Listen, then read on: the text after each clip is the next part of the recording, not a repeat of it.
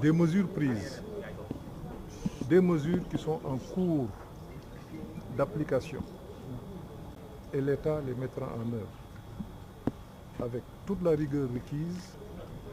Mais bien sûr, nous continuerons d'échanger et de discuter avec les chauffeurs et transporteurs pour que l'intérêt général soit au-dessus des intérêts particuliers, pour que l'on puisse préserver la vie, la sécurité et l'intégrité physique des citoyens ou d'une manière générale des voyageurs, qu'ils soient sénégalais ou étrangers. Tout cela montre la pertinence des mesures qui ont été prises.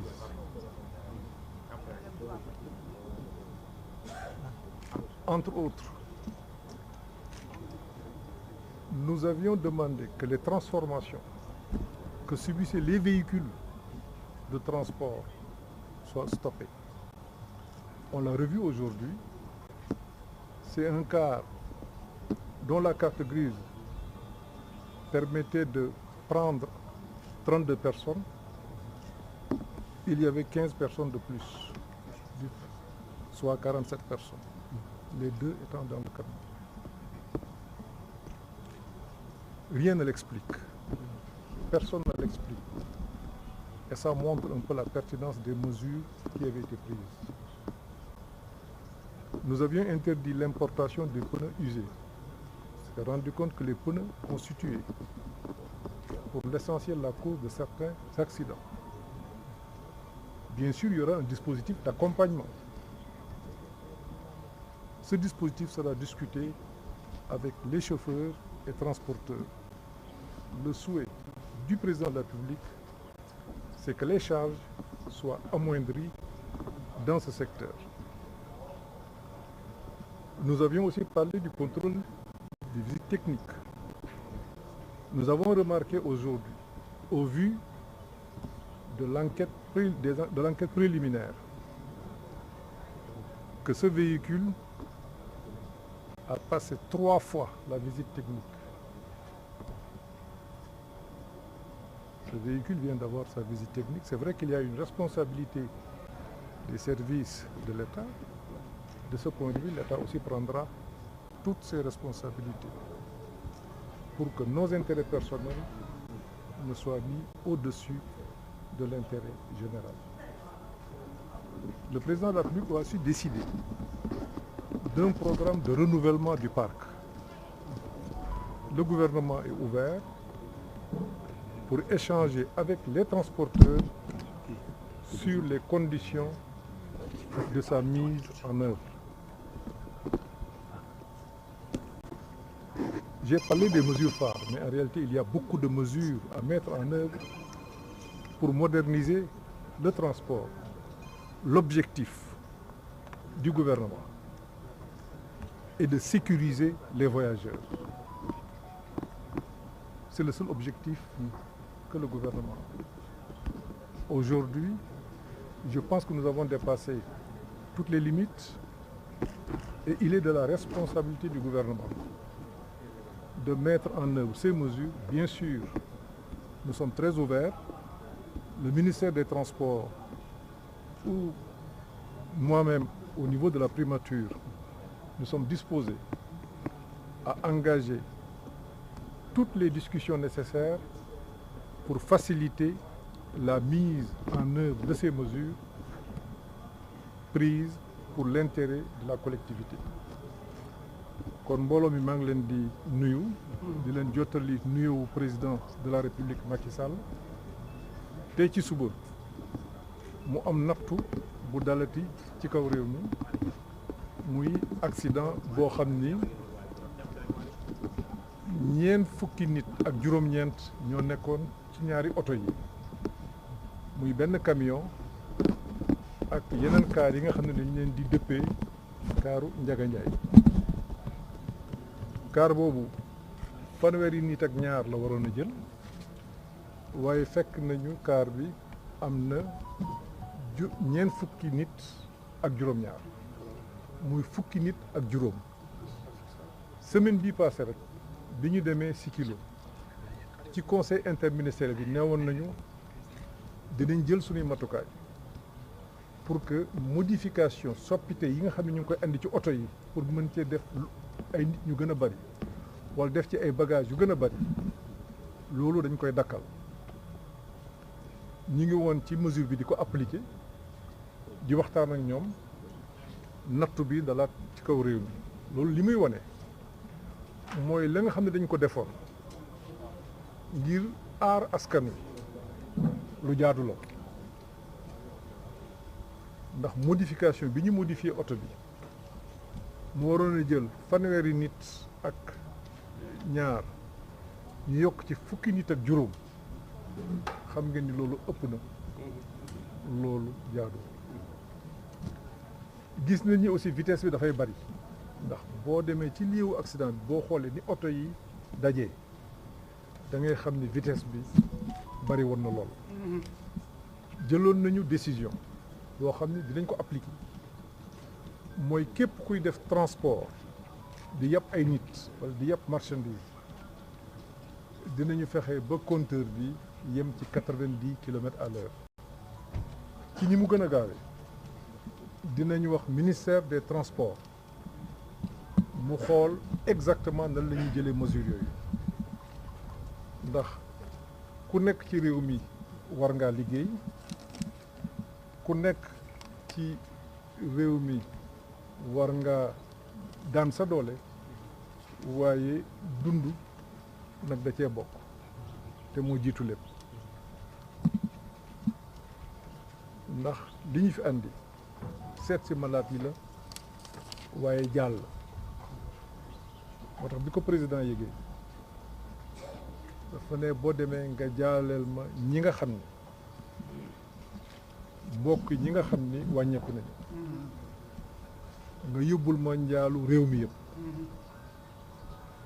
ñi nga xam ne dañoo gaañu nga masawu leen seet ndax hôpital bi jël nañu matukaay yëpp pour mën leen a faj bi accident bi amee tey ci suba hélicoptère le président yabal mu ñëw jël si fii juróom-ñaari nit kenn ki yàlla jël bakkanam ci yoon bi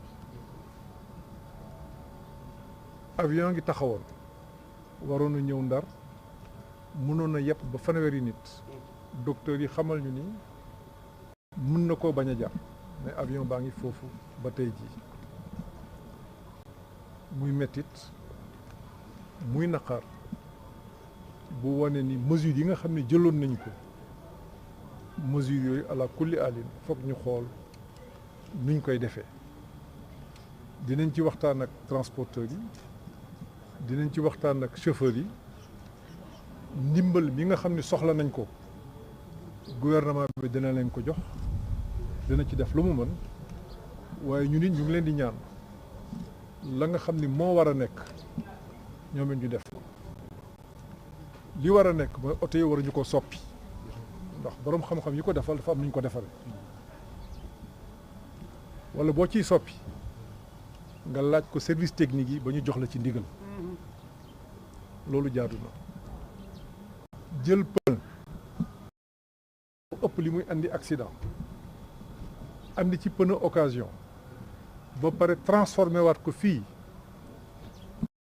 pour rek mën a am dara walla mën a am lu yomb loolu yi jàpp nañ ni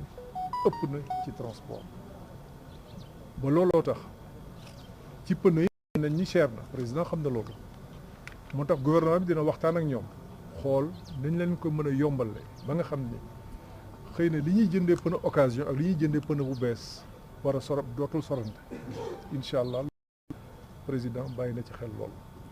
vitesse bi aussi dinañu plomber moteur bi kooku ministère de transport war na jël matukaay nu mu gën a gaawee pour ñu def ko parce que accidenté bi li ko andi excès de vitesse bokk na ci. leneen li xam ne gis nañ ko ci transport mooy oto yi dañoo màgget loolu nag gouvernement bi am na ci responsabilité. gouvernement bi ni muy liggéeyee mooy la nga xam ne day cëram daf koy nangu la mu bokk ak ña ci des daf koy wax incha allah nu mu gën a gaawee ministère des finances ak ministère des transports dinañu dajeek transporteurs yi ñu xool yan matukaay la ñu mën a jël pour mën a engager processus su moderniser sunu transport bu soobee yàlla kooku ministère des transports am na ci ndigal nu mu gën a gaawee mën na leen a woo ni ñu ko defee woon ci yenn moyen de transport yi ba ñuy wax AFTU dinañu def programme bu day noonu wala bu ko ëpp dina ñaata weer wala boog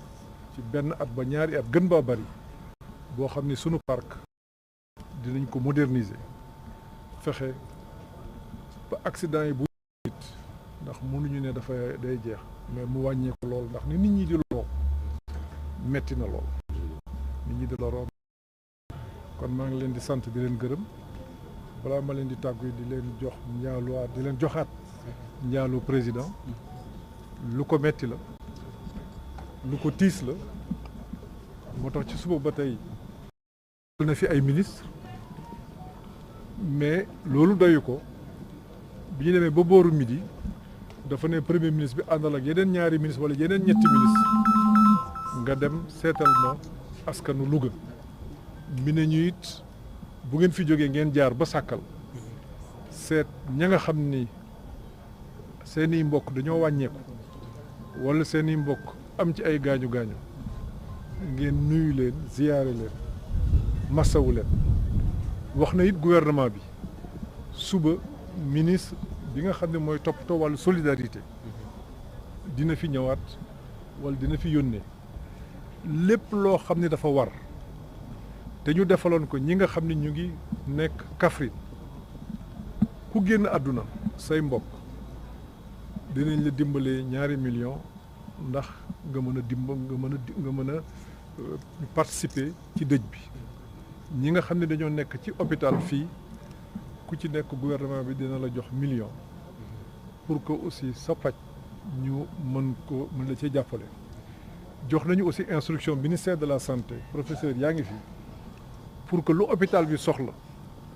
pour ñi fi nekk ñu mën leen a faj ndax ni ñuy ñëwee dafay diis ci hôpital bi ndax boo toogee rek jotandoo fanweeri nit ak juróom hôpital bi prévoiru koon dafay metti incha allah am na équipement yoo xam ne dina jógee Dakar yenn yi ñëw na yenn yi dina ñëw au fur et à mesure loolu yëpp dafay wane ni gouvernement bi di gérer crise doonte lu ko bett la waaye am nañu automatisme